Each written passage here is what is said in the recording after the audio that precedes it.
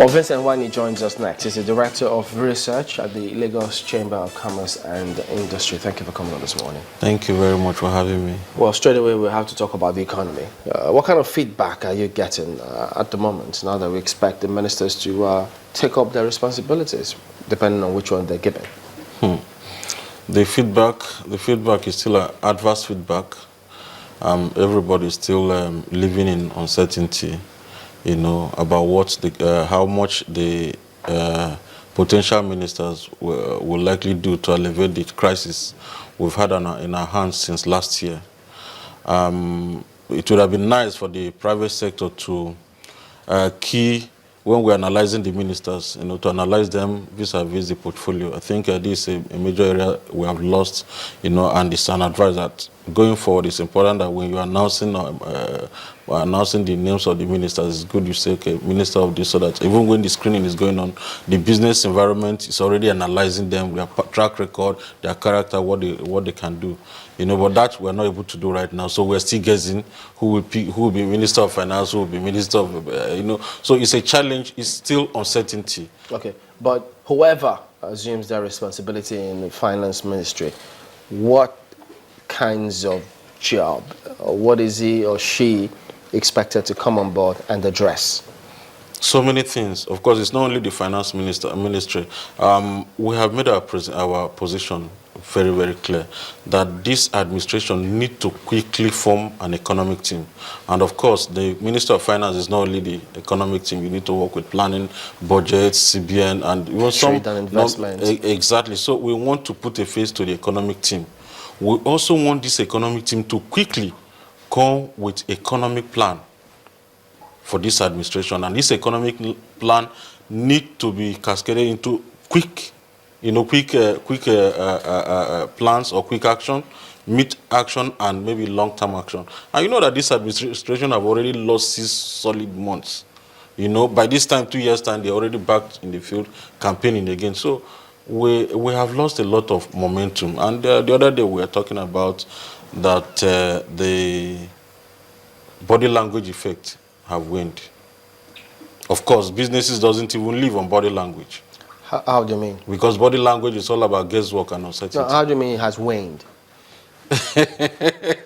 Well, some of those things that decided to fall in place, waiting for actions to be taken, we know the character, everybody have sit back and say, that is why we say that the body language effects have waned. Market is no longer responding positively to the body language. What really is happening in the market? Because now, yes, some would say the market is not bullish anymore. But if you look at it, so many things happening, the vibe people getting from the central bank.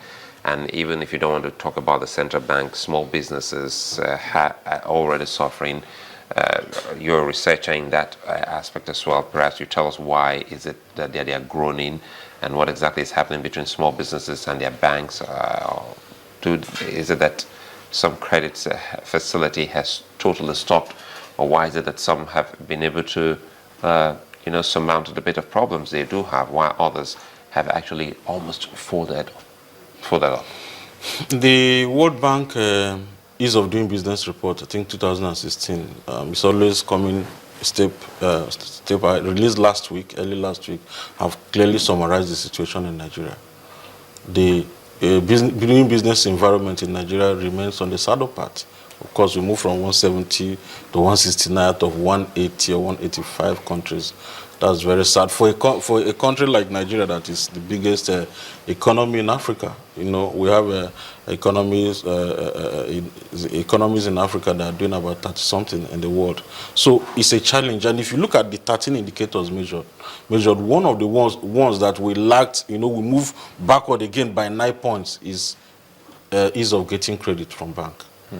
Somebody this morning was talking about TSA.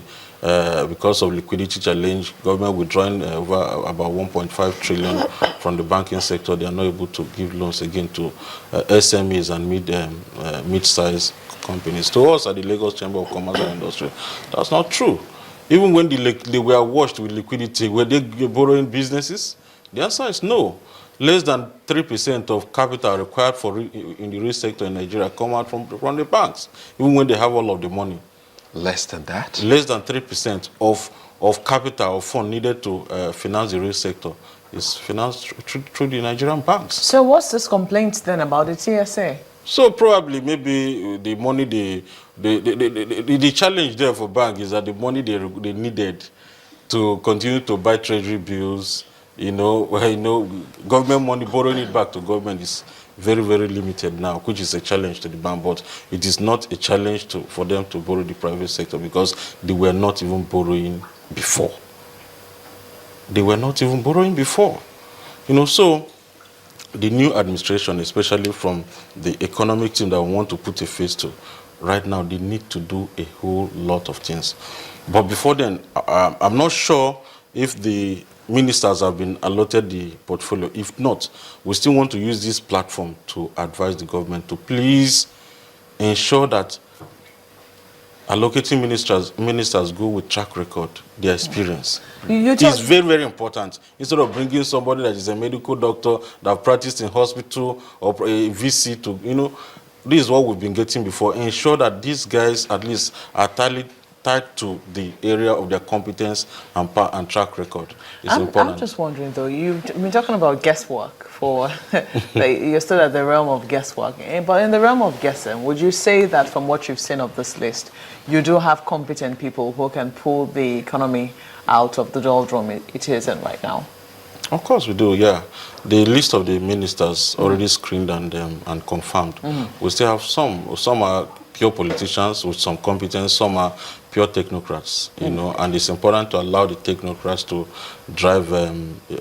drive some of these key economic points. The government is already about to do well in security, and somebody this morning was saying attack the economy first before security. No, you have to do all of these things together.